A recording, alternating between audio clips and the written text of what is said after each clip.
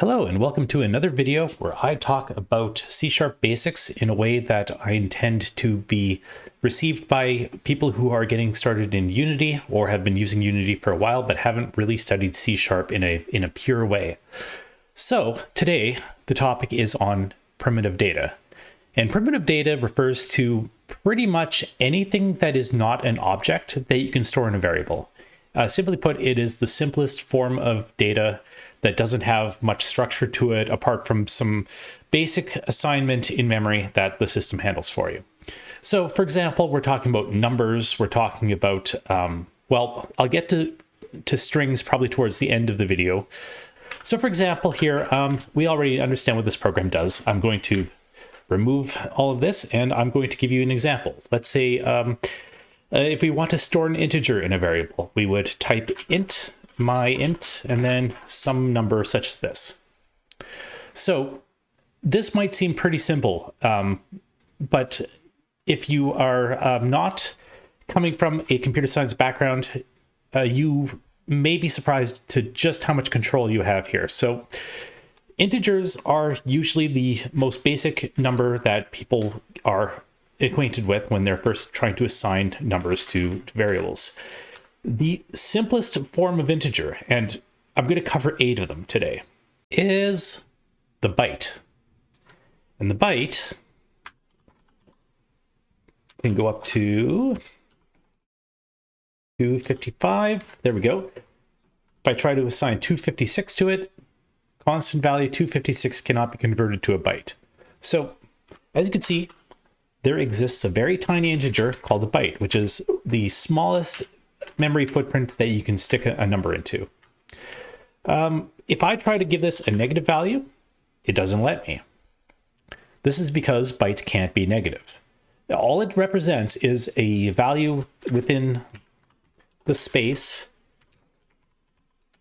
of 0 to 255, effectively 256 positions, where we count 0 as the first position. So the 256th position represents a value of 255 because as long as we count 0, then our space is one less than the maximum number of possible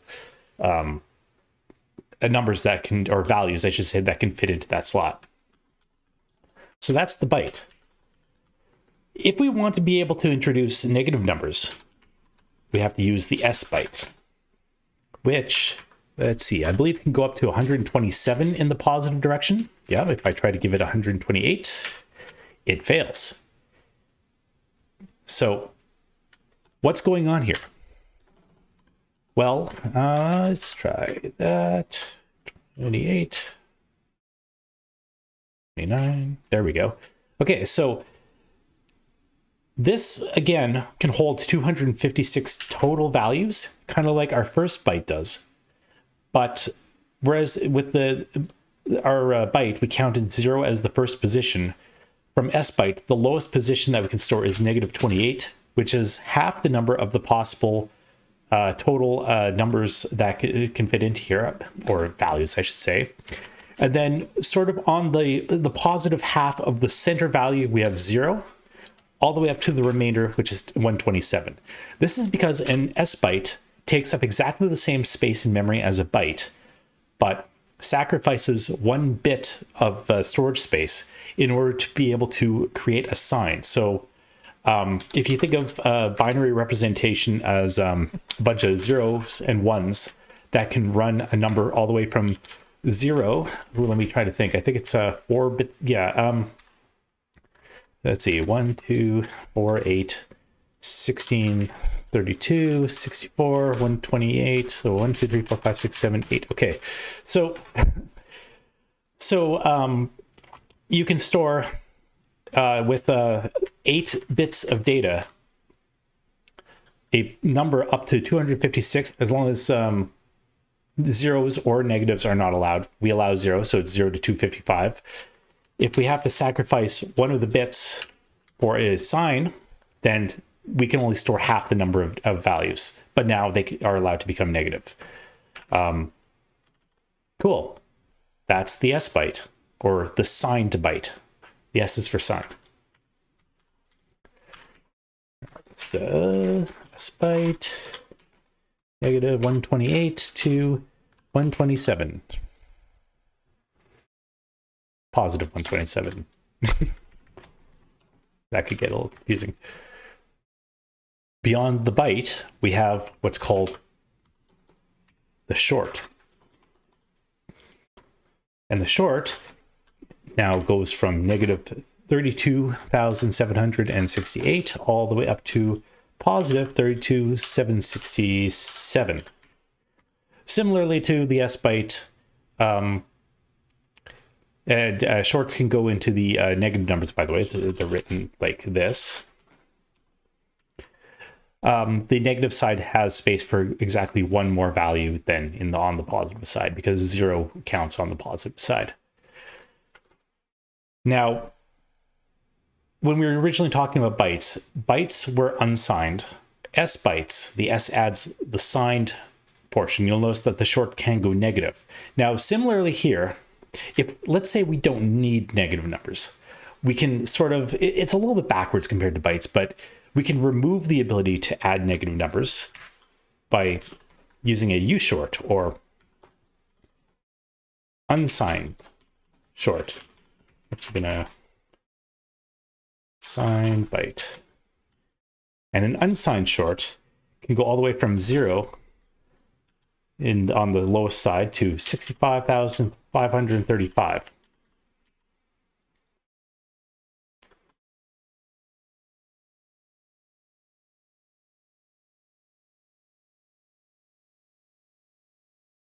As you can see, fails if we try to add 1 to that. The other ones, okay, and next up from the short is actually the int, which most people are familiar with. I'm going to use just I is equal to 1.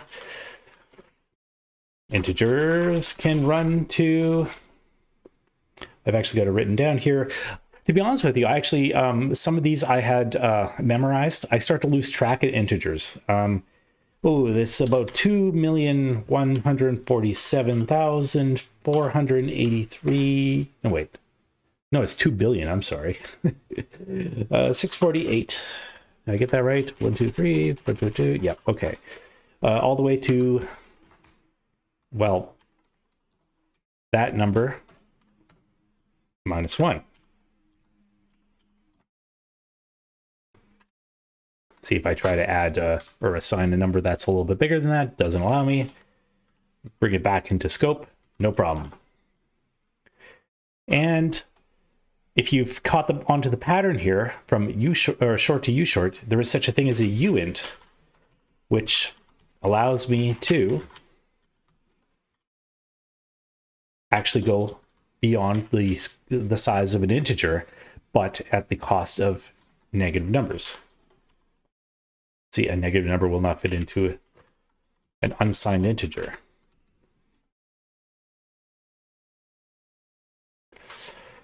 So that runs from 0 to, okay, got to go back to my notes here. That is 4. What is that here? 4294967. Getting some extra keys. 9672995. Now, if you need an integer that's bigger than an int, there is a long. And longs keep going up and up and up. And tell you what, I'm just going to pause the video here and I'm just going to enter these numbers quick. All right, and so as you can see, the unsigned long, which doesn't allow negative numbers, can go up to, I counted while I wasn't recording, this is 18.4 quintillion. Staggeringly huge number. But interestingly, like I hope what you can see here is that you can basically cancel out the need for negative numbers for twice the memory that you can allocate to just putting away a very large positive number. So one thing to point out, now that we've got all these, very large integers expressed here, I'd like to just mention that none of these data types can be used without instantiation. And what I mean by that is, let's say we're going to use an int. I'm going to call this my int, just to use a different name. And I'm going to call it, well, I'm not going to give it any value, let's say. So this is allowed. Essentially what this is doing is creating a slot for an integer. And in the future, I can add a number to it. And we would say that this data is instantiated. And then later on, we can do something like console write line myint, and then it will allow us to use that. If I take this away, so you can see here, my IDE is telling me that there's like a warning here. It's basically just saying, hey, I instantiated a piece of data. It hasn't been used yet. And here it's just kind of warning me that because it's never used, this is essentially a waste of memory, because it would literally not change anything if I were to remove that. So I'm aware that like some of these warnings are going to be showing up. Please ignore them. My IDE knows that I'm not writing a real program because the way I'm using the code doesn't really make any real world sense. But nonetheless, if I just put this line back here, now the thing is, if I remove this line where we make the assignment, okay, all of a sudden this isn't allowed because we've never given a value to myint. And the reason why I want to point this out is because in some languages, this would be fine. Essentially, in some other languages, there's sort of a default value that's assigned here automatically if you don't. And integers, for instance, usually fall on the number 0. Now, in C#, there is actually such a thing as a default value for different data types. But this is going to throw a warning unless you declare it explicitly. So if you want to get the default value, you have to literally assign default. Default here is actually a shorthand for default of integer, because other data types may have different values for their default. All the numbers are 0, by the way, but and to that end, if you just take a look here, you'll notice that it's darkening out the term int here, because, and if we look at this suggestion, it says default expression can be simplified. So by removing that, we're getting the default for integer. It's smart. It knows how to read from the left side of this assignment operation to know that when we're trying to assign the default value to myint, it knows that we're looking for type int. Just a little technicality to understand. Now, all of these these are called integral types. I should have mentioned earlier. All of these integral types, in addition to there being different versions that can support sort of different ranges in number, in case we need sign or not, we can make any of these nullable.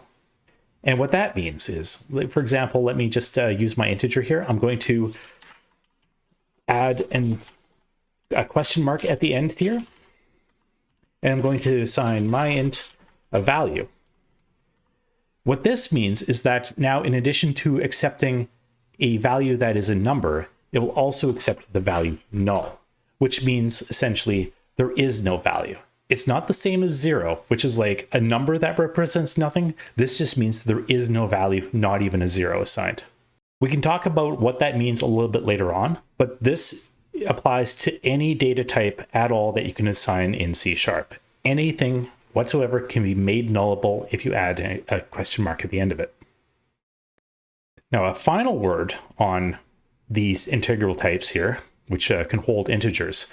There are actually about 12 of them in the C# language, and I've only shown you about 8 because the other 4 represent specific use cases that you're never going to need when you're working with Unity, and they're a little bit beyond the scope of this lesson.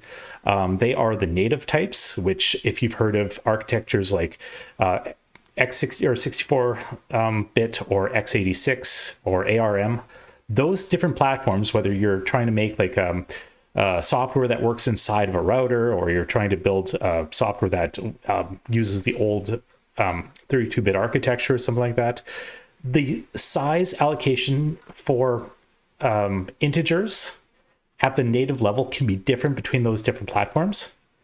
And so for that, there is such a thing as a nint. There we go. And it can accept a number. The thing is that like this is going to change depending on what you're targeting for your hardware. which again is never a problem we're going to need in Unity. Similarly, there's a new int, which is actually the native unsigned version of this sort of thing.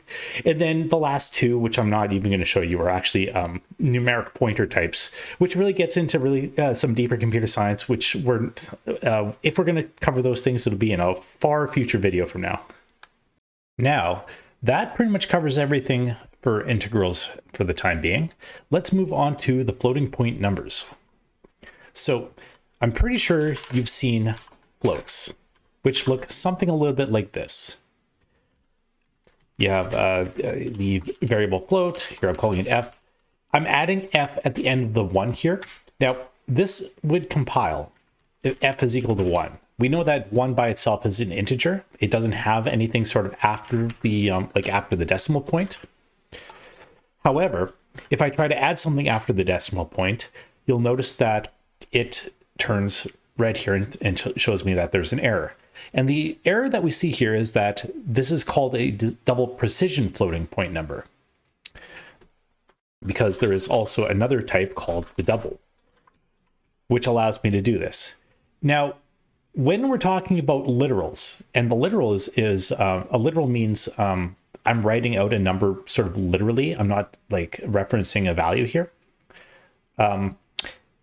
Any real number that has a period in it is going to be represented as a double.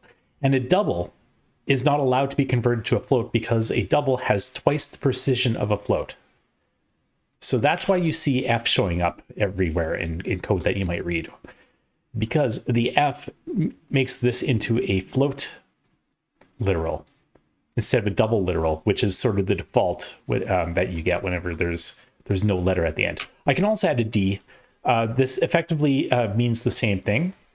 So the d is alias for there being no indicator at all. Moving on from the double, there is also what's called a decimal. And a decimal has twice the precision yet as a double. Well, okay, precision is not really the right word. You can fit twice as big a number into a double as you can in a float. And a decimal actually holds a number that is, I think it's slightly larger than half the size of a float, but with more precision. And I'm immediately going to get into what that is. I'm just going to use m here. And if you wanted to write out a literal for a decimal, use the letter m. Put the d back. Actually, I'll leave the d out just so that it's clear. So I've gone ahead and paused the video so I could go research just how big these numbers can get. And as you can see on screen here, floats are already pretty massive. Doubles go way above that for twice the memory footprint. And decimal, while being actually smaller than the float, has a greater precision. And I'll explain next what I mean by precision. Oh, hey, you may notice we're in Unity right now. I'm going to show you a little experiment that you've probably never tried. And with this, we're going to prove to you that floats can represent very large numbers or very small numbers in the positive or the negative, but they struggle with precision when you get far away from 0. So I'd like to show you in the top right here, if you look at the x position of this sphere, which is largely, well, there's a couple things over there for a video I'm working on coming up, but what I'd like you to notice that we're at negative 4.8000004. And I've chosen this number here because I'd like to show you what happens if I try to add another 0 here. It just rounds us off to negative 4.8. Now, it's not actually rounding us off. What's happened is that we've just hit a threshold where the position here can't be represented in such fine granularity past that many zeros before basically this 0.00000004 gets cut off.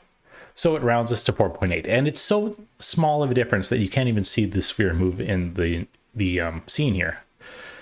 However, if I leave this value here and I move us to what is essentially 4.8 million in the negative, I'm going to hit F to bring us there. Now look at this weird thing that's going on here. So Unity is trying to mark the bounds of this object in a way that we can represent it visually, but the points have lost their precision this far away from the origin.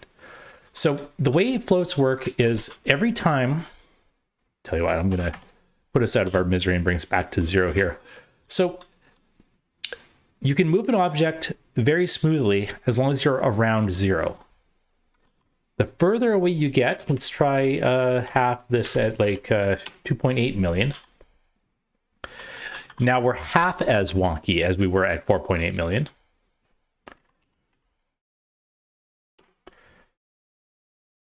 Oop. See, as we get to the outer limit of what is like, even with my camera, look at me, I'm strafing side to side, and it's really having a hard time trying to figure out where to place the camera object in the world. So the further you get away from 0, the less precise floats get. This is what we mean by precision, and what problem decimals try to solve by using a larger data type in order to represent a smaller number than a float can represent, but with great precision. And I'm doing air quotes right now. Okay, and back to working in Visual Studio. So as you can see, not all possible or real numbers are possible to express inside of a float. Doubles have the same sort of issue, although being able to hold much larger numbers. This is where decimals shine. Decimals have the greatest precision, as meaning they can hold on to more numbers that kind of fit between the possible numbers that can be realized by the CPU. So if you need a very accurate floating point number for scientific calculations or whatnot, decimal is far better candidate than floats, but they're much larger in memory.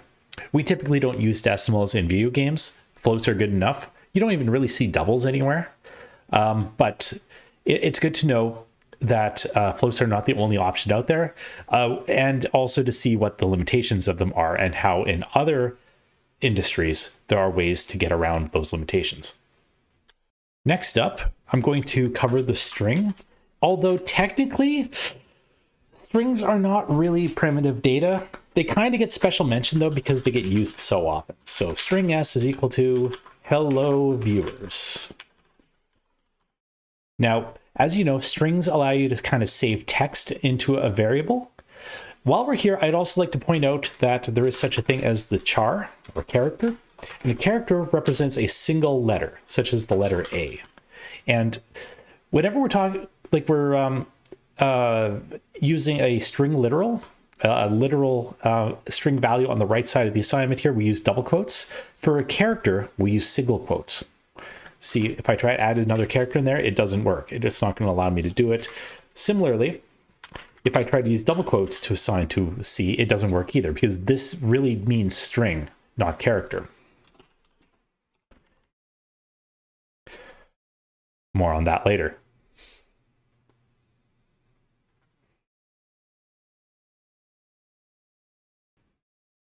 Next up, I'm going to show you the tuple, which allows us to actually connect a variety of different data types together. For example, let's say we want to have a value that contains a float and an integer in the same piece of data. I'm going to give these a value 1f and 1. Notice how that works. When referencing the tuple, I can actually pick item 1, or I can pick item 2 to do things with. For example, console write line tuple item 1, and then I'm going to ask it to print tuple item 2. And let's just run this. I mean, they're both 1. Let's 1.1, let's say, and then I'll run that again. Anyway, the point being, you can actually store multiple data types under a single piece of data if you use this kind of this format. And this is a good time to introduce the var keyword in C#, which looks like this. Now, what var does is it actually looks at what is on the right side of the assignment here. In this case, I've got an integer, and then it decides that variable must be an integer in order to hold on to that piece of data. Now, it's not smart enough to know that this value can also fit into a byte. It's not going to bother with that. The smallest integral type that it's going to try to assign is going to be an integer. But at the same time, let's say I want to make a floating point value, then the variable is just now automatically a float. Now, using var and combining the var keyword with tuples, we can do something kind of special here. And there's really no other way to do this. But let's say I change our float int into a var here. Now, obviously, this is going to work because it's looking at what's on the right side of the assignment here. But it also allows me, see, with the tuple here, we're checking to see the first value using item 1 and the second value with item 2. But that's not very convenient if we want to sort of remember what the purpose of item 1 and item 2 are. So, for example, I could call the first value a floating point by making an assignment like this. And then let's say I'm going to call this one an integer number. So item 1 and item 2 will continue to work. However, I can now also refer to my values by the names that I've given the variables internally. And this only works if you use var on the left side. But if I run this, you'll notice it still works. Finally, for this video, I'd like to mention arrays. Now, if you've worked in Unity before, you've probably come across arrays. They're the things that look a little bit like this. Array of int, and I'm going to assign to it an array that looks a little bit like that. So what this is if we were talking before about how variables are slots where we can put data, then what this is doing is it's saying, okay, instead of just making a single slot for an integer, we want a slot that can accept a list of integers. And a list of integers always comes with a size to it. I want to specifically mention that arrays are not the same as lists. If you've seen lists, forget about lists for a second. They deserve a video of their own, and they don't behave the way that integers do in the way that I'm going to show you here. So I'm going to get rid of this little short form here. Chances are you might have only seen this way of expressing them, and really this is the way that we should start. If you want to create an array of it, you have to provide a size to it.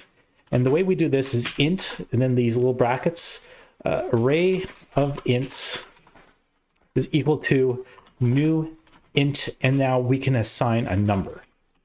So what this is doing is it's saying, okay, I want an array of integers, and I'm going to specifically want 10 of them.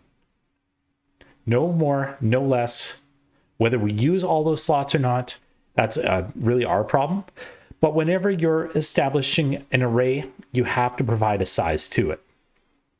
If I just back up here to my little short form here, the fact that I need an array of size 3 integers is implied here, but it is explicitly stated.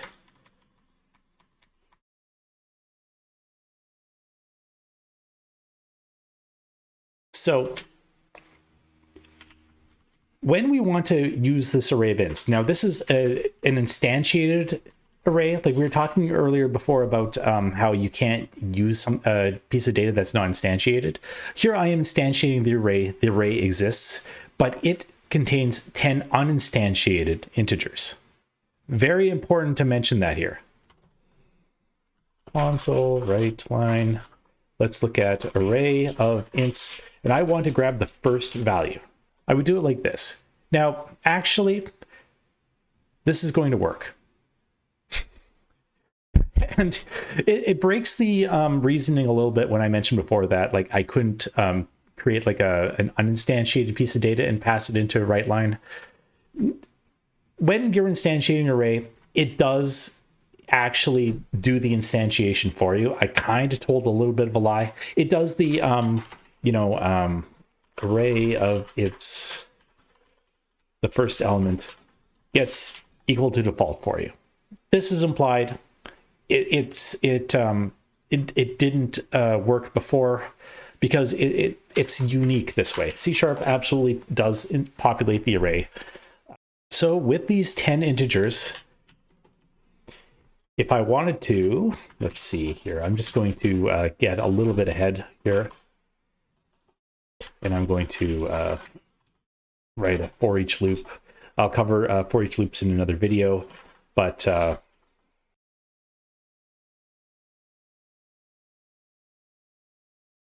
it's going to print every one of the integers in our array. So let's say we wanted to change the 5th element in the array. And then maybe also like the 8th element in the array. This is how you reference the one that you want to change. So you can see kind of here, it starts from the beginning, goes down, and we have these 10 integers that are being, and we changed the value of 2 of them. If I try to go beyond the array, now you're going to see, okay, we got a problem, sysindex out of range exception. And you can do this in Unity too. Basically, C# is smart enough to not let us do this because it knows that we're wrong here. In fact, I'm just going to demonstrate here that if I try to find the 10th element, it also doesn't work because we count the first array at 0.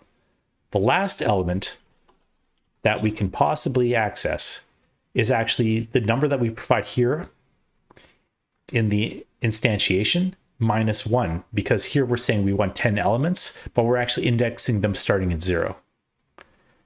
See, the very last one at index 9 is equal to 101. That's the 10th element in the list.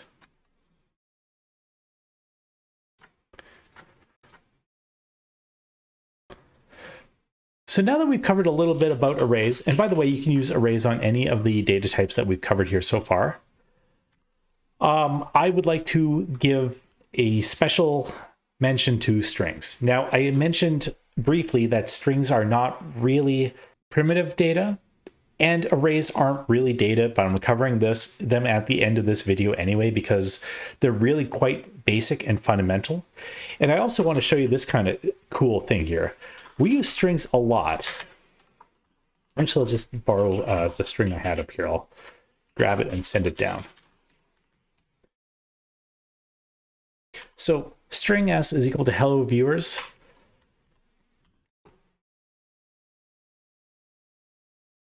Now we know that write line s is going to print hello viewers. I'm going to leave that here for comparison, but I also want to grab the 5th element of s. Now, whoa, what am I doing here? What does that mean? You know what? I probably shouldn't have picked 5. I'm going to pick a different number. It's printing E. So string is actually a shorthand for